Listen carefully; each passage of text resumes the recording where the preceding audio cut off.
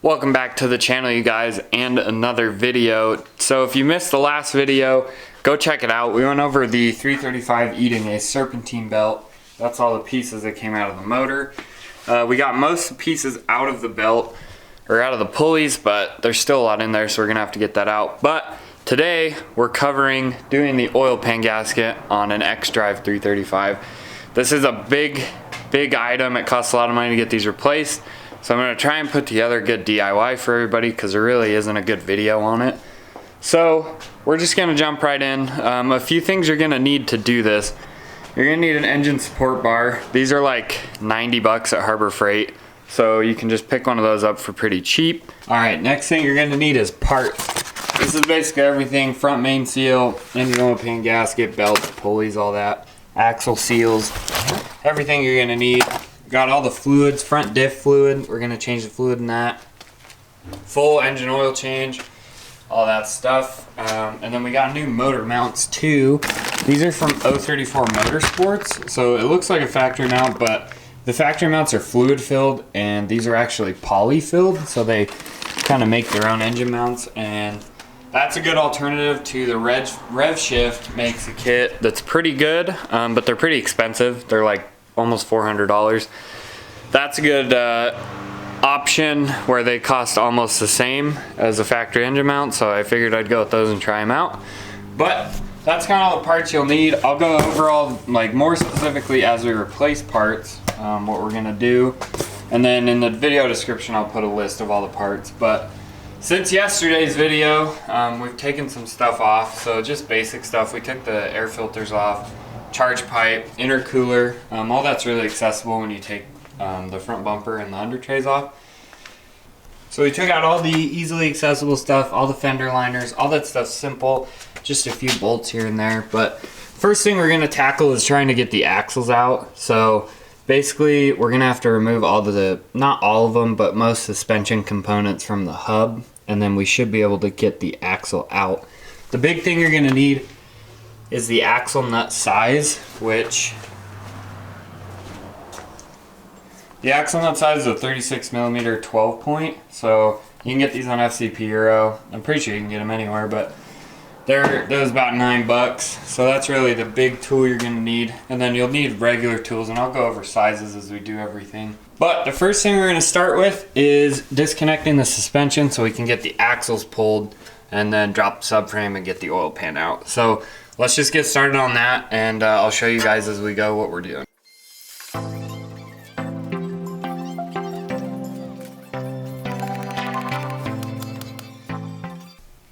Okay, so after some time, this would not come out. So we had to go get a tool, especially to pull it out, and that finally worked. This is a 24mm castle nut on top of the tie rod end.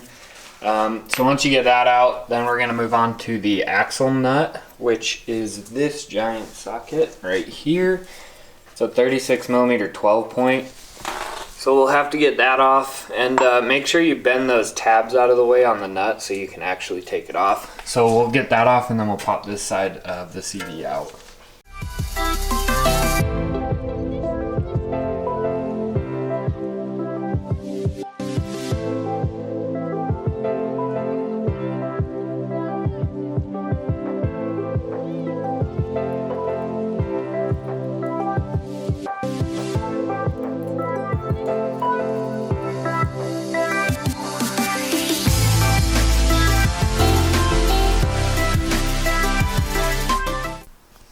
Alright guys, as you can see, we've made quite a bit of progress since that last time lapse, and there's a very good reason for that, because we got stuck for a few hours trying to get this apart.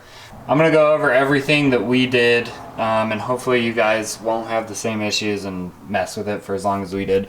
So first step that we did was remove the axle nut, which is right here, this guy. And it's, like I said, this 36mm 12 point socket. You can pick them up anywhere. They're only $9 on FCP Euro, so that's why I bought that one. So after you take that out, we remove the tie rod end. And the tie rod end is a 24mm castle nut. So we just use a castle nut, and then this is what I would say is absolutely a needed tool. This presses the tie rod end out of the hub, which makes it a lot easier than beating and prying on it, which We took a long time to figure that out. Then after that, we removed this lower control arm over here. This is a 19mm on both sides. That drops out right here. And then we removed this bigger control arm over here. That was also 19mm, so we dropped both control arms. Then the hub had some play. Then we went and got this tool right here. This helps push the CV out of the hub. Forget what it's called. We got a front wheel drive hub puller. These are both available at like AutoZone or O'Reilly's. So that helped to push the CV axle out of the hub because that was kind of stuck in there. And then we just used a pry bar on the back end of the axle and pushed it out of the front diff. So that was kind of it. We repeated both sides. Both sides have the CV axles removed.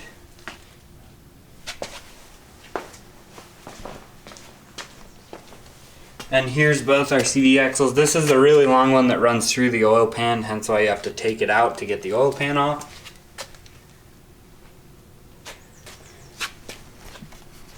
So that was kind of all we did for that. It was a big pain in the butt, but we finally got it out. Alright, so next step that we're going to tackle is removing the subframe. So I will go over this one a little more in depth because we shouldn't get as stuck as we did on the CV axles. So the big thing you're going to need is your engine support bar. So that'll go up here on the fenders, and then we'll tie it into this tow hook spot right here on the engine. And you just take your tow hook and thread it in there. Then once we have that supported, we will get underneath and I'll show you guys all the bolts and bolt sizes for the subframe, and then we should be able to drop the subframe out and get the front diff out. Alright, so let's go ahead and get this on the motor. We'll get the engine supported and then we'll start dropping the subframe.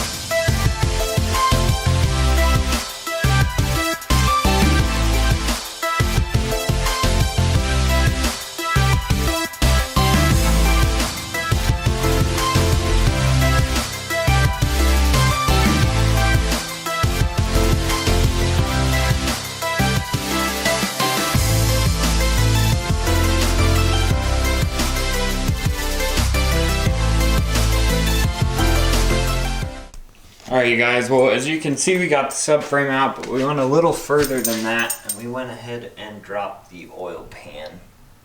So that's out, it's sitting over here. So I'm going to go kind of step by step and tell you guys what we did from pulling the CV axles. So to get the subframe out, it's pretty easy actually. There's, how big are they? There's 18mm bolts. There's 6 of them. And I can show you the mounting. So there's 6 mounts on the rear, both sides. So once you find those, you get those, and then all you have to do is drop these lines. This is a 10mm. These are 10mm just to drop them. There's a mount for the steering rack on the subframe here and here. Those are E12 Torx. They're like the inverted torque. And then the subframe's also, or the sway bar is also mounted to the subframe. That's a 15mm bolt. There's 4 of them. Then once you get all that loosened out, you can slowly start dropping the subframe. You will have to disconnect the power steering pump, which is really simple. There's 3 bolts, I believe. And then you can drop the subframe, get the subframe out of the way. And then you have to pull the front diff out, which is this little guy. So there's 4 bolts for the front diff. And you just pull the 4 bolts out and the diff will fall out, basically. And then once you get the diff out on this side, you have access to all the oil pan bolts. And you can start pulling the oil pan. So there's about 30 oil pan bolts. They're E12 torque socks like the other ones. You just have to pull the bolts out. There's a couple running from the back of the car to the front through the transmission. There's I think 4 of those. You just have to pull those out. And then the oil pan just basically drops off. Now I got lucky and there was no belt material inside the oil pan. And everything looked pretty clean, so we're just gonna clean everything up, do the motor mounts when we put the subframe back in, and we'll just start cleaning everything. And then I'll show you guys how to reinstall everything. It's basically just reverse of what you did, but I'm just glad there was no oil or belt pieces inside the oil pan. It actually looks pretty clean.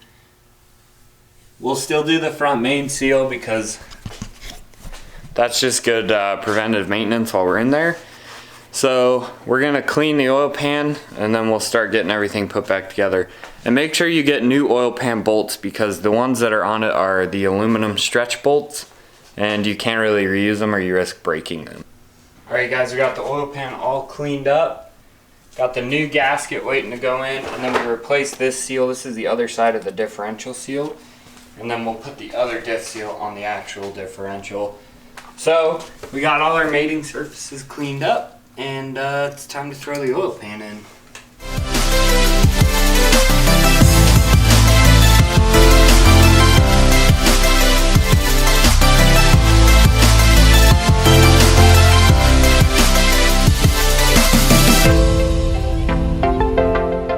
We got the oil pan back in, bolted up. The torque setting on those oil pan bolts, since they're aluminum, is 6 foot-pounds.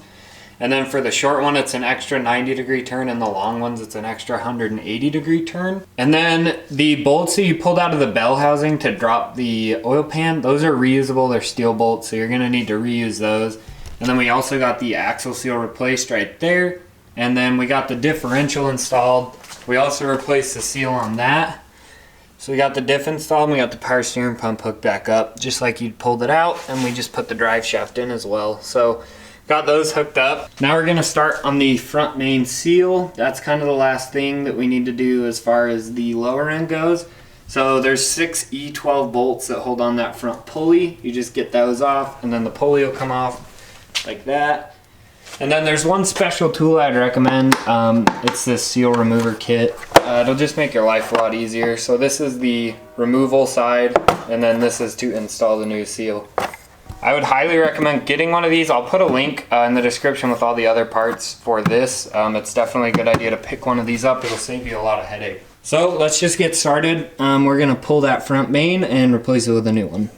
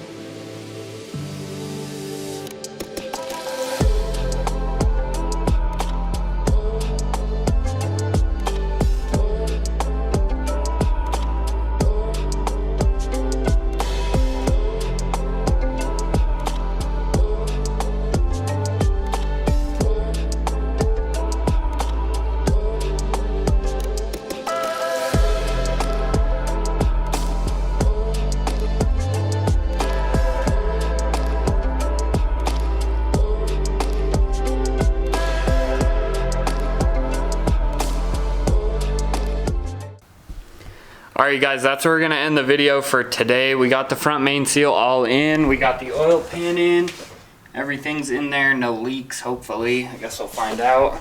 But hopefully that helped you guys kind of do your all-wheel drive oil pan by yourself. I know it wasn't the most specifically detailed DIY, but hopefully it offered some assistance.